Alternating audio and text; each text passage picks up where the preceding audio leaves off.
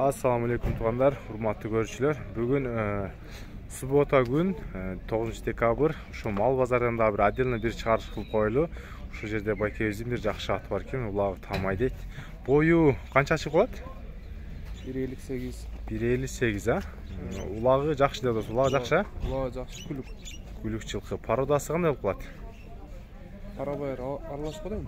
Карабайыр арлаш. Артынан да мүчөсүн көрсөтүп коеюн.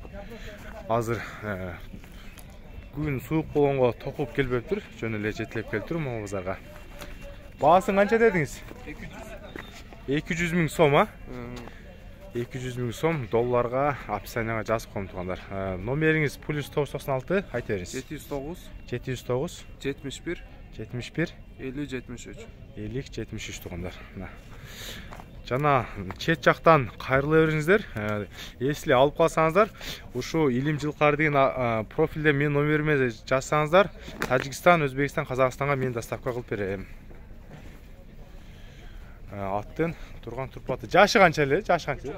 3 ас, я? 5, 6 жаш болуп калат. 3 ас тугандар. Кашкабагы.